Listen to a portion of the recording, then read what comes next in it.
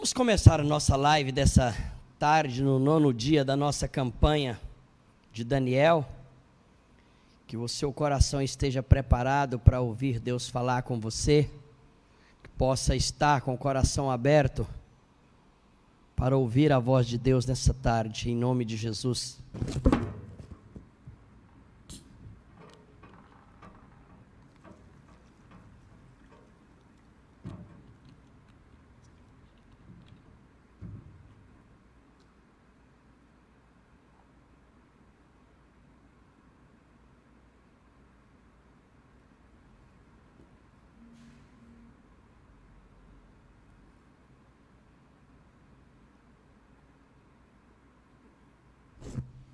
Glória a Deus. Vamos orar, vamos falar com Deus. Senhor Jesus, nós estamos diante do Senhor nessa tarde. Estamos diante do Senhor porque precisamos, meu Pai, ouvir a Tua voz. Precisamos ouvir a Tua voz, porque quando nós ouvimos a Tua voz, meu Pai, o nosso coração se aquieta. A ansiedade dá lugar à fé. A ansiedade dá lugar à certeza de que o Senhor está conosco e nos fará vencer todas as intempéries da vida. Por isso eu quero te pedir, encontra com esse irmão, com essa irmã agora. Encontra conosco, Senhor. Falando aos nossos corações e despertando-nos, ó Deus, nesse jejum, para te conhecer mais e mais.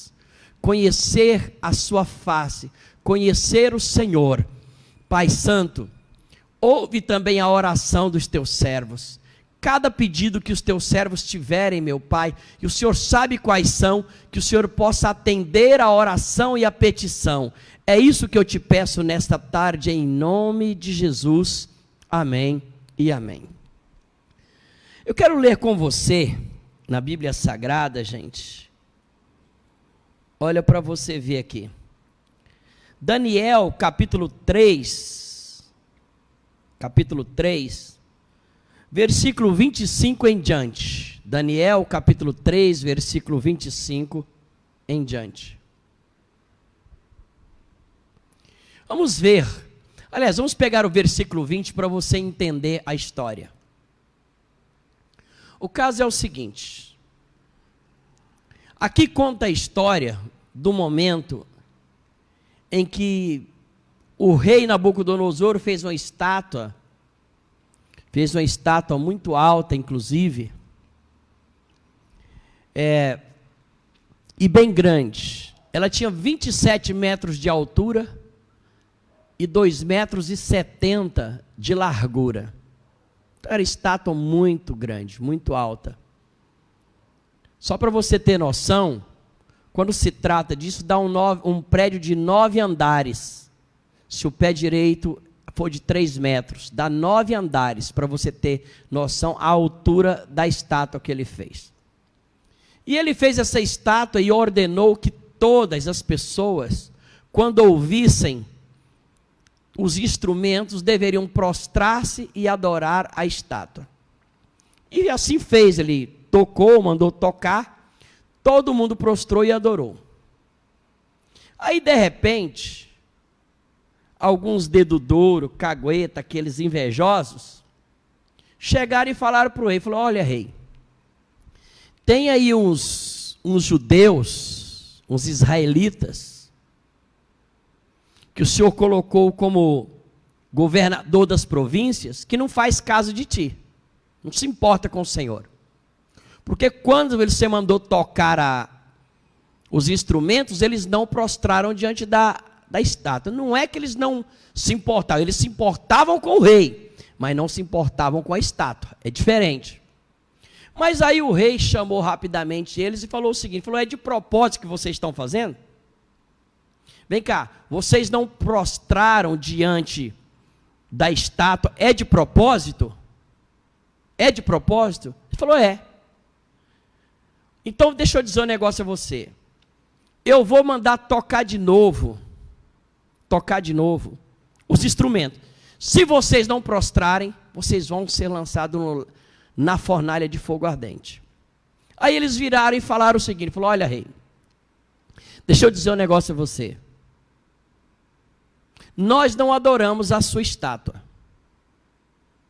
E quando ele falou, vocês vão ser jogados dentro da fornalha, e eu quero ver quem é o Deus que te tira da minha mão. Ele desafiou o Todo-Poderoso. E ele foi e falou o seguinte, falou, olha, se o nosso Deus a quem nós servirmos, quiser nos livrar, ele nos livrará. Se ele não quiser nos livrar, fica sabendo que mesmo assim, nós não prostramos diante da sua estátua. Ou seja, se ele nos livrar, nós não vamos prostrar diante da estátua. Se ele não quiser nos livrar, eu continuo fiel a ele do mesmo jeito e eu não vou prostrar diante da sua estátua. Aquilo então acendeu-se a ira do rei e mandou aquecer a fornalha 7 vezes mais. 7 vezes mais. Aí então o que ele fez? Chamou os homens mais poderosos e mais fortes do reino. Vamos ver agora o versículo 20.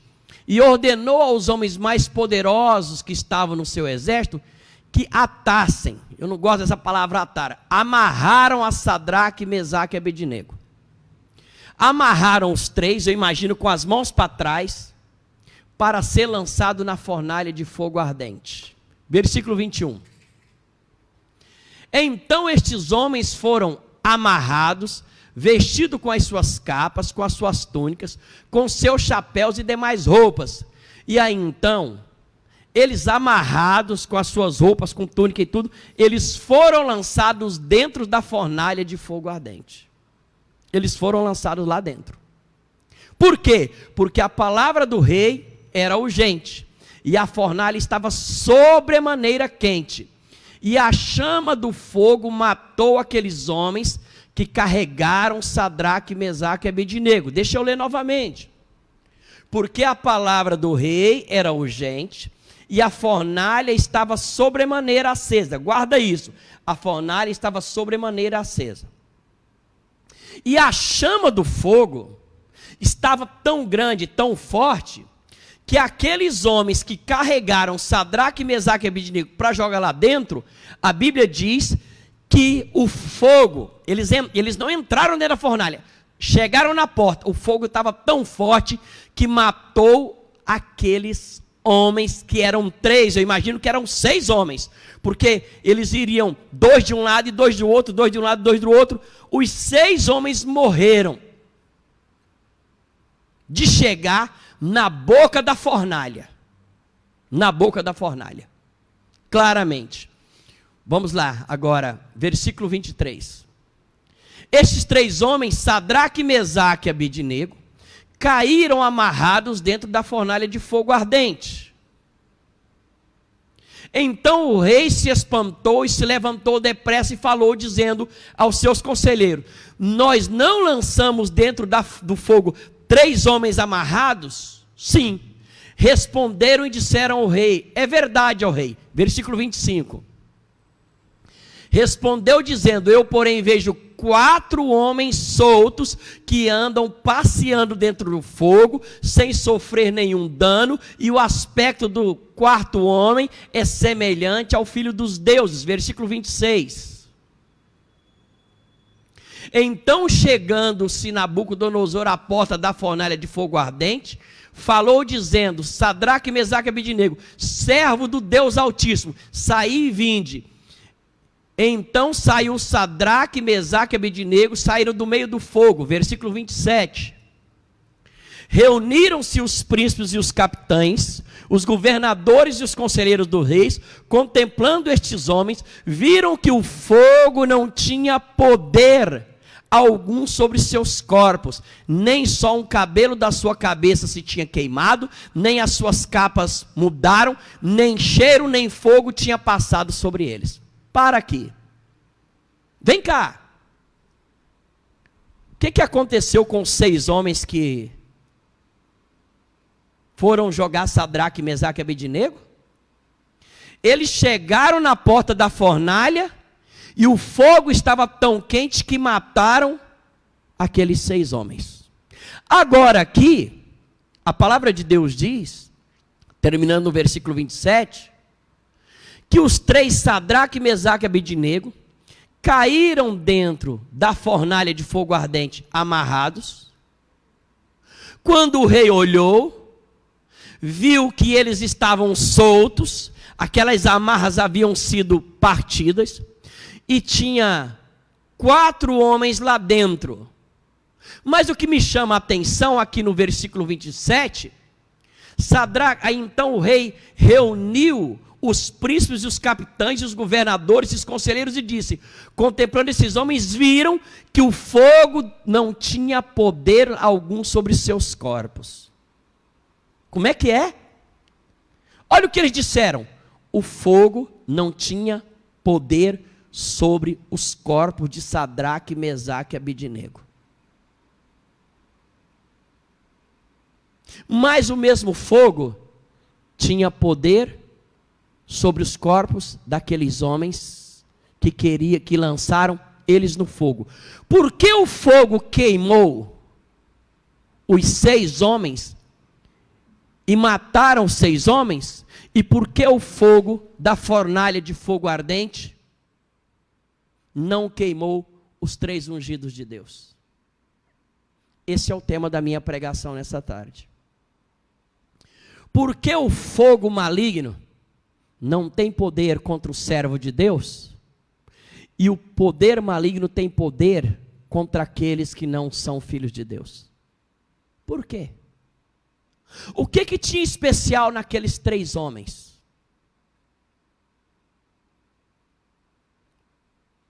O que tinha de especial naqueles 3 que os levaram a ficar tranquilos no meio do fogo, e o fogo não tinha poder nenhum sobre eles? Qual o diferencial desses 3? Qual o diferencial? Por quê?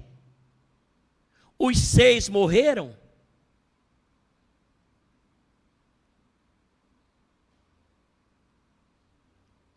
E os 3 ficaram vivos. Aqui, eu vou ajudar você a entender a diferença entre uma coisa e a outra. A Bíblia Sagrada diz claramente, olha comigo para você ver o versículo 26 agora. E você vai entender o porquê que o fogo não tem poder sobre Sadraque, Mesaque e Abednego, e o fogo tinha poder contra aqueles 6 que não estavam ligados a Deus. Olha o que está escrito aqui, o versículo 26, não é 28. Chegando-se Nabucodonosor à porta da fornalha, falou dizendo, Sadraque, Mesaque, Abednego, o que é? Servos do Deus Altíssimo, saí e vinde. Então Sadraque, Mesaque e Abednego saíram do meio do fogo. Sabe por que o fogo não teve poder contra esses 3? Exatamente aquilo que Nabucodonosor os chamou. Disse para eles, Sadraque, Mesaque, Abednego, servos do Deus Altíssimo. Aqui ele sabia claramente, estava dizendo que o fogo não tinha poder sobre esses 3, porque eles eram servos do Deus Todo-Poderoso, Criador dos céus e da terra. Sim, eles eram servos do Senhor. Só que não era um servo qualquer. Era um servo de Deus, que servia a Deus na bonança, mas servia a Deus no meio da prova, no meio da tribulação. Servia a Deus quando eles eram governadores das províncias, Como governadores, eles tinham uma boa casa. Como governadores, eles tinham um alto salário. Como governadores, eles tinham o melhor da terra. Eles serviam a Deus. Mas quando chegaram na hora que Nabucodonosor disse: se vocês não se prostrarem diante da minha estátua, vocês morrerão, serão mortos na fornalha de fogo ardente. Aí então eles, com postura de servos de Deus, eles disseram: fica sabendo, ó rei, que se o nosso Deus quiser nos livrar, Ele vai nos livrar. Se Ele não quiser nos livrar, mesmo assim, nós continuaremos servindo ao Senhor. Deixa eu ser claro com você. O Todo-Poderoso, o Senhor de toda a terra, tem o hábito de entrar junto com os servos de Deus no meio da fornalha, no meio do fogo. Mas ele entra, não é com qualquer crente, é com aqueles crentes que são crentes de tempo integral e que servem a Deus de maneira integral, ou seja, eles são servos de Deus quando estão lá na província, são servos de Deus quando estão nas suas belas casas, são servos de Deus quando estão se alimentando bem, mas são servos de Deus quando estão na provação. Eles são servos permanentes de Deus. Aqueles 6 homens eram servos do diabo, por isso os demônios não os guardaram, não os protegeram. Mas o Senhor costuma proteger aqueles que servem a Ele constantemente, que não nega o nome dEle, que não nega o nome dEle quando estão debaixo de pressão, quando estão debaixo de fogo, quando estão debaixo de tribulação, quando estão debaixo de provação. Eles não negam a Jesus, não negam a Deus, não negam que são servos. E é isso que você precisa compreender e entender. Quer ver? Deixa eu pegar um outro texto aqui para vocês verem. Aqui, no livro de Daniel, no capítulo 6... No capítulo 6 do livro de Daniel, deixa eu pegar aqui para você ver aqui. Olha o versículo, olha comigo por favor. Versículo 18, Daniel 6:18. Aqui contra a história, um estava lá na fornalha, o outro, gente, foi lançado dentro da cova dos leões. Por quê? Por causa do ciúme. Você vê que os 3 foram lançados na fornalha de fogo ardente por causa dos ciúmes. Tanto é que aqueles homens que deduraram ele, falou o seguinte: ó, tem uns judeus aí que você colocou como governador das províncias. Citou a função, sinal que eles estavam com inveja, porque aqueles 3 se tornaram governadores e não eles. Agora aqui no capítulo 6, Daniel está sendo preparado, ou seja, foi jogado na cova dos leões, exatamente porque os presidentes, 2 presidentes, mais 120 governadores, fizeram a lei que se ele não adorasse, ou seja, aliás, se ele, Daniel, fizesse alguma oração que não fosse ao rei Dario, no espaço de 30 dias, seria jogado na fornalha de fogo ardente. E como ele simplesmente, agora é engraçado, quando os 3 foram chamados para prostrar e adorar a estátua, eles disseram: nós não adoramos. Quando Daniel foi chamado para parar de orar ao Todo-Poderoso, ele falou assim: agora eu oro. Olha a diferença. Adorar a estátua, eu não adoro. Pronto. Isso levou eles para a fornalha. Se você orar a Deus, você vai para a cova. Então eu oro. Mas olha o que aconteceu. Dario então chegou e jogou Daniel lá dentro dentro da cova dos leões. Então, quando ele chegou e passou e colocou ali o tal do sinete, olha o que está escrito. Então o rei se dirigiu para o seu palácio, passou a noite em jejum e não deixou trazer à sua presença instrumentos de música. Fugiu dele o sono. Versículo 19. Pela manhã, ao romper do dia, levantou-se o rei e foi com pressa à cova dos leões. Chegando à cova dos leões, chamou por Daniel com voz triste e disse a Daniel, Daniel, olha o que ele está dizendo, do mesmo jeito que Nabucodonosor, gente. Nabucodonosor foi mais ou menos aqui nessa época, mais ou menos uns 30 anos, 30, 40 anos antes de Dario. Nabucodonosor fala, vai para a fornalha e fala, Sadraque, Mesaque e Abednego, servo do Deus Altíssimo. Olha o que está escrito agora aqui. Daniel, servo do Deus Altíssimo. Dario chama Daniel do mesmo jeito que Nabucodonosor chama os três. Era reconhecido pela marca de que era um servo de Deus. Agora olha o que está escrito aqui, ó. Daniel, servo do Deus vivo, dar-se-ia o caso que o teu Deus, a quem tu o quê? Continuamente serve, tenha podido livrar-te dos leões. Então preste atenção aqui, igreja. Olha o que Dario está dizendo. Está dizendo que ele era um servo de Deus, mas ele está dizendo, dar-se-ia que o teu Deus a quem tu serves continuamente, ou seja, ele não parou de servir a Deus hora nenhuma, era um servo contínuo, era um servo integral, era um servo o tempo inteiro. Quando ele fez o propósito de não contaminar-se com as iguarias do rei, lá no capítulo 1, ele era servo de Deus. Quando ele passou no concurso, sendo achado 10 vezes mais preparado, mais doutos que os outros, no capítulo 1, ele é servo de Deus.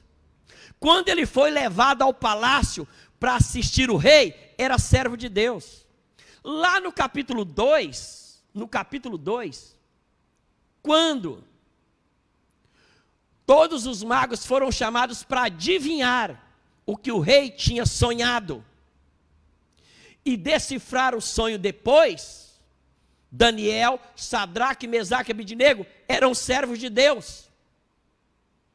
Quando o rei falou, se não disser para mim qual é o sonho, qual é a interpretação, vocês vão morrer. Havia risco de morte. Eles continuaram servo de Deus.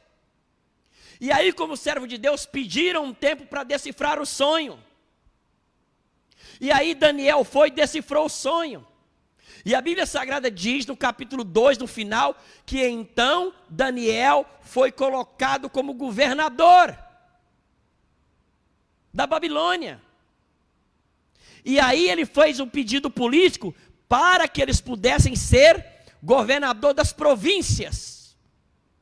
Mas eles continuaram num cargo de proeminência, mas servos de Deus. Aí quando a gente pega o capítulo 3, gente, aparece os três indo para a fornalha de fogo ardente. Os três continuam servos de Deus. Preferiram ser jogado na fornalha do que deixar de servir a Deus. Aí vem claramente o capítulo 4, quando Nabucodonosor tem aquele sonho, e ele então, durante 7 anos foi tirado, viveu como animal. Mas Daniel, Sadraque, Mesaque e Abednego continuaram servindo a Deus, dando testemunho. Lá no capítulo 5, aí conta-se a história clara do rei Belsazar, filho de Nabucodonosor, quando aparece a escritura dizendo, Mene, Mene, Tekel, Parsim, você foi contado, achado em dívida,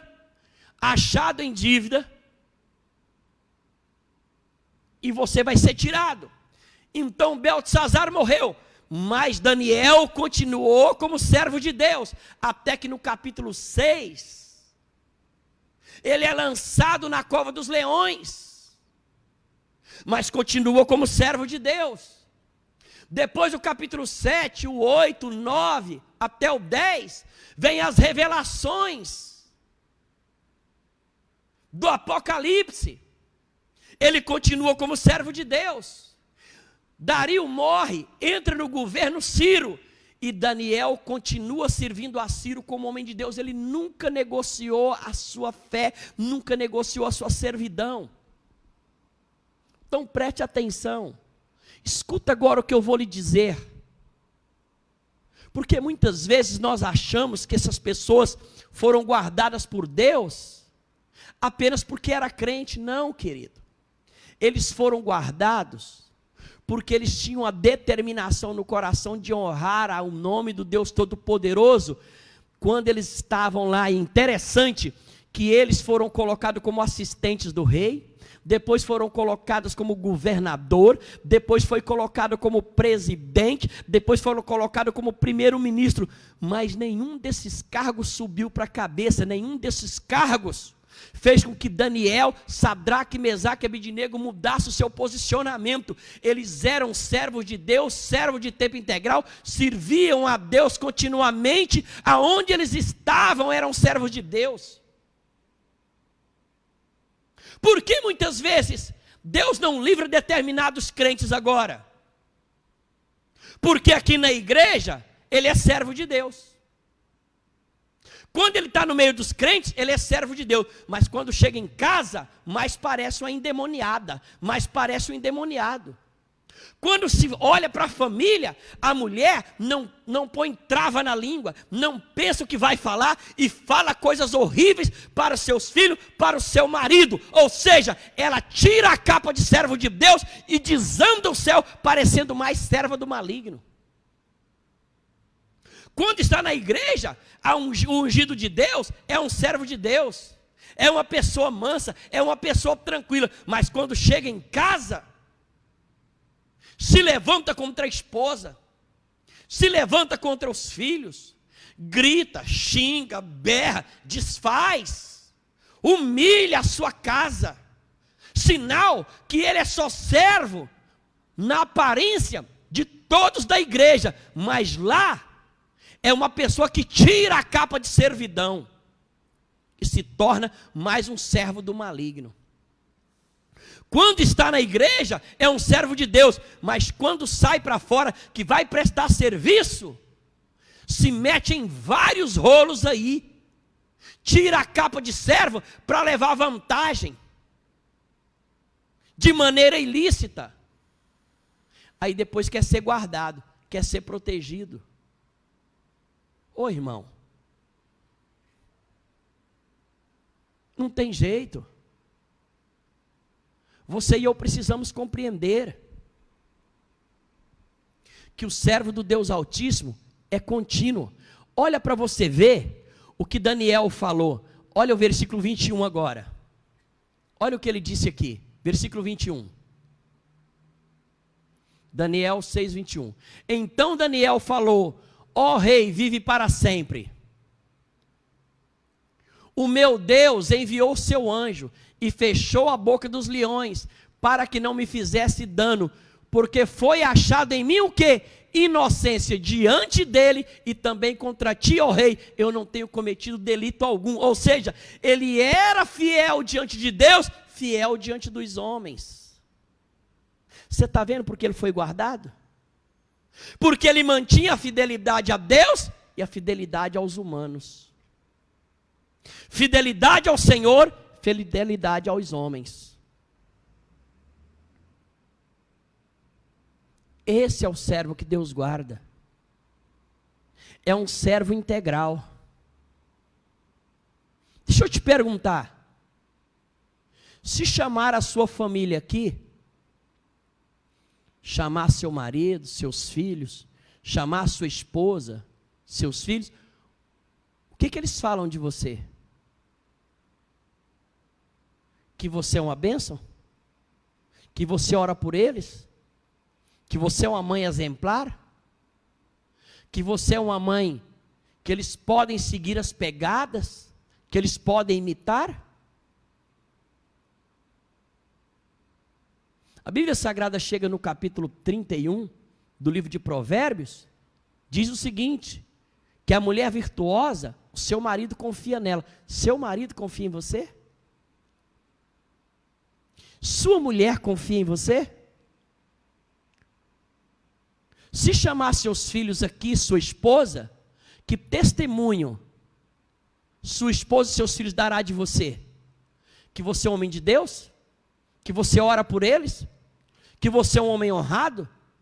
Que você é um homem cujo Espírito Santo está agindo nele diariamente? Ou dirá o contrário? Aí fica difícil Deus te guardar da fornalha. Aí fica explicado porque muitas vezes você é jogado dentro da fornalha. Porque você é servo apenas diante da igreja. Ô irmão, aqui dentro, nós temos que ser servo, mas muito mais diante das pessoas, principalmente da nossa casa. E depois, nas pessoas que nós relacionamos com elas. Você não pode esquecer que está todo mundo de olho no seu comportamento, na sua atitude, no jeito de ser, no jeito de viver, a maneira como você fala, a maneira como eu falo, a maneira como nós falamos. Eu falo isso com você tranquilamente, sabe por quê?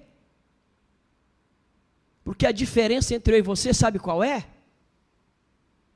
É que todas as vezes, por exemplo, vou pegar claramente, que eu cheguei e eu errei com a Andressa, vou falar da Andressa, que é muito parecida comigo, que eu errei com ela, que eu levantei a voz, que eu falei alguma palavra que a magoasse, que ofendesse, logo após, às vezes não na mesma hora, mas daqui um pouco, o Espírito Santo toca, eu chegar para ela e falar: minha filha, preste atenção, o que eu falei está errado, me perdoe, eu falei uma palavra a seu respeito que não é verdade, perdoe seu pai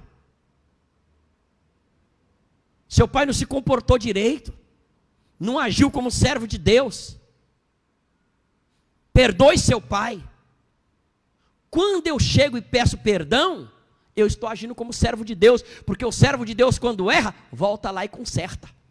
Mas aquele que não é servo de Deus, vai lá, faz errado e continua fazendo errado, achando que está certo. Porque o servo integral, quantas vezes eu tive que pedir perdão a Cleudia nesses anos todos? Quantas vezes Cleudia veio e pediu perdão?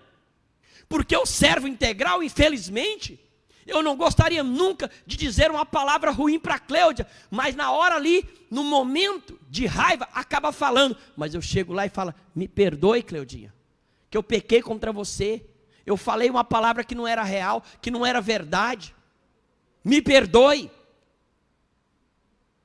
Porque Deus não exige de mim que eu seja uma pessoa 100% aqui na terra, ou seja, isenta de erro, porque essa pessoa ela não existe, a não ser Jesus.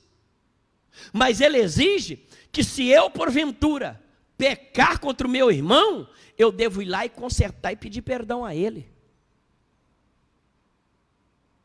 Isso é servo de tempo integral.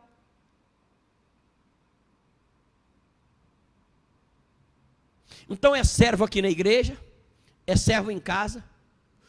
Quando vai para o monte de ímpio, para a praia, chegou com amigos que não são crentes, ele chega lá e enfia a cara na cerveja. Para mim pode beber o tanto que quiser, eu não vou beber.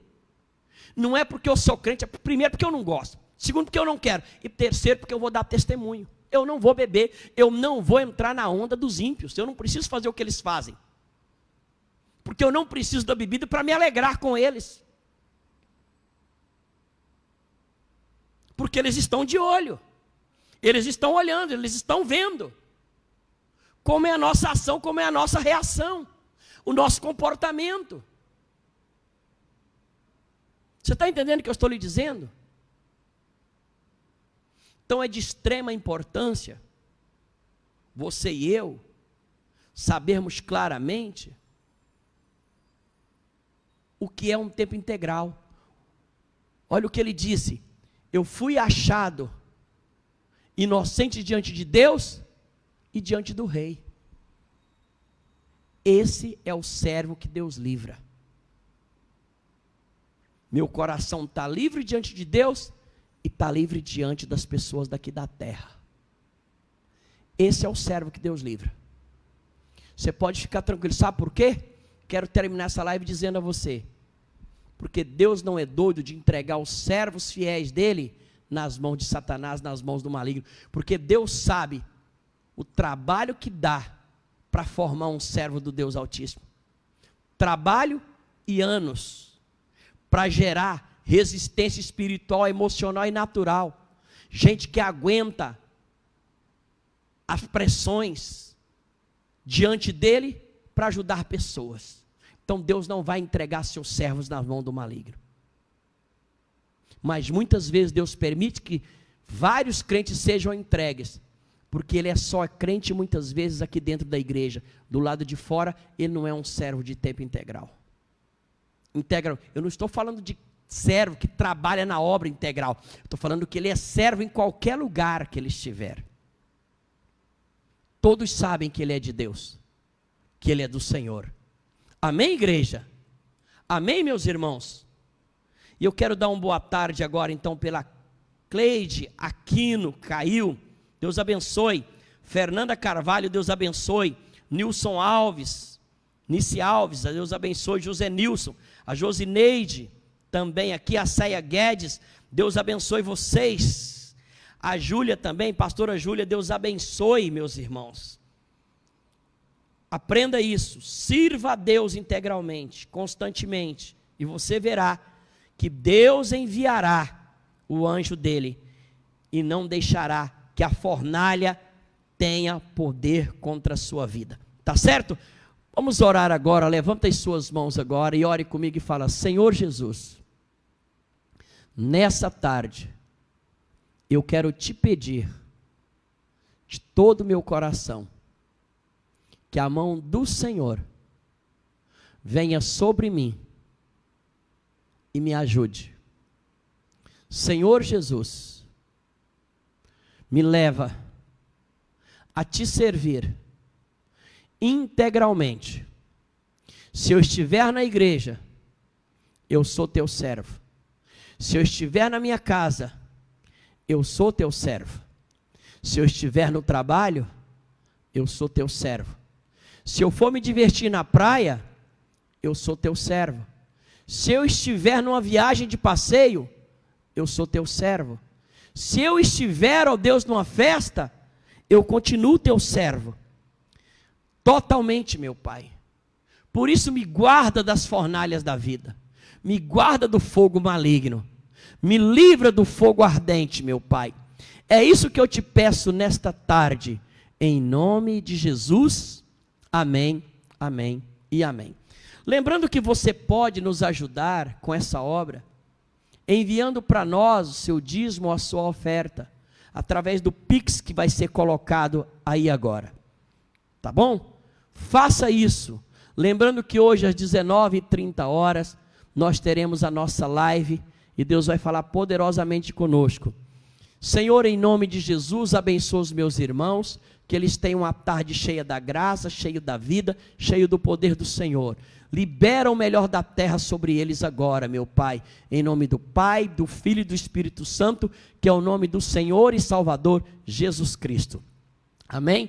Deus abençoe você e até amanhã às 15 horas, se Deus assim nos permitir. Tchau, tchau.